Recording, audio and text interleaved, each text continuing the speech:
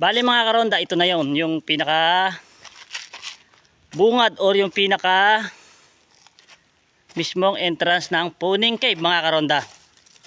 Ayan. Ayan. Ito na. So bali ngayon may water pa rin kasi may umaagos na tubig dito sa may gawing left side mga karonda yan. Then nagpupunta pala dito, ayan, maagos siya. Then doon, ala ng tubig sa may area na yun. Then pagka siguro yung malakas ang current na tubig, umiagos mga karonda, may hinahawakan silang rope sa gilid or yung lubid, ayan. Then ito na lang yung may water. Nasa mga 12 meters na lang siguro mga karonda. Then na yung ceiling niya, ayan. Sinasabi dito ng mga unang matatanda ng mga elders dito ay pinagkutaan ng Kapunyo kasi may mga nakuhang gamit doon mga karonda, ayan. Tapos na. Ayun, may tourist sa loob, ayan. Ayan. Ayan sila.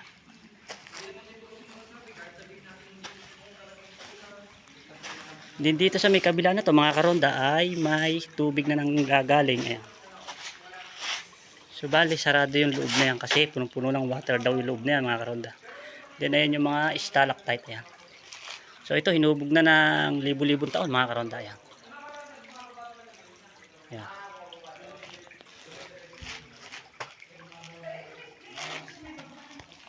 So ipapakita ko sa inyo kung gaano kalalim yung tubig.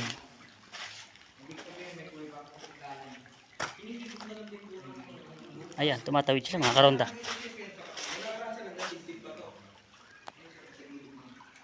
Ayan. So bali ayan yung tubig mga karonda, lagpas tuhod. Ayan. Ayan. Saya sila ma'am. So bali sila ma'am, dalawa lang, ayan, dalawa rin na tour guide nila. Ayan. Shout out kila Sir, ayan, tsaka kay ma'am. Ayan. Tiga saan po kayo, Sir?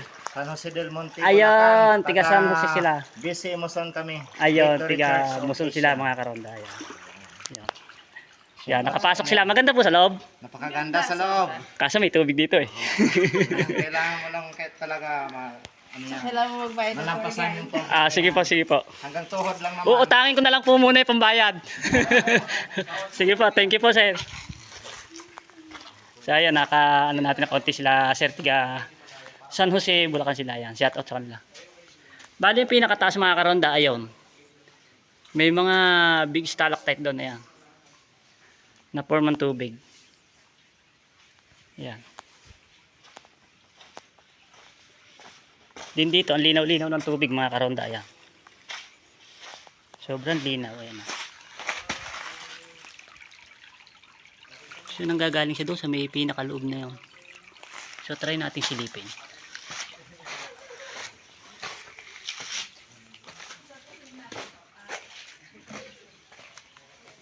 Yan. So bali gumamit tayo ng ating flashlight. Ipapakita ko sa inyo itong pinanggagalingan, pinaka main source ng water na nagsusupply doon sa may pinaka main entrance ng pinaka cave. Ayan mga karonda, yan. So, daan tayo dito sa gila. Ay shit. Nako, nadulas tayo mga karonda. So ito yung pinaka-ceiling niya. Ayan. Ayan. Ayan. Din ito yung pinanggagalingan ng water mga karonda. So ayan. So bali close na close talaga siya mga karonda hanggang sa may ceiling. Ayan. Ayan. Dito sa may kabila may so bali mga karonda, ang laki ng prag doon sa may kabila. Ayan. So pinamamahayan pala ng mga species ito. Ayan. So yung mga karonda may palaka.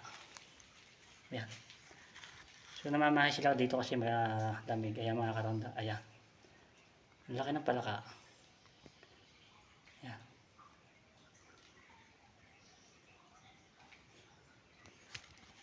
Din talagang close na close hanggang silig mga karonda kaya hindi makakadaan ng tao. Ayan. So ang linaw-linaw ng tubig niya mga karonda. Ayan o. So bali yan yung ceiling niya.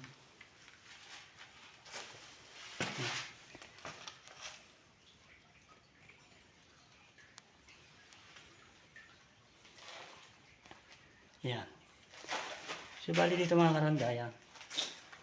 Parang nagki-crystal siya. Ayan. So ganito yung makikita nyo doon sa may pinaka cave yung talagang tinutur nila yan. Yung pinanggalingan nila ma'am yan. So bali ganyan yung kikristal na yan. Yan. Yan. So talagang ang ano lang dito kailangan malakas yung inyong lights pag kayo papasok mga karonda. Yan.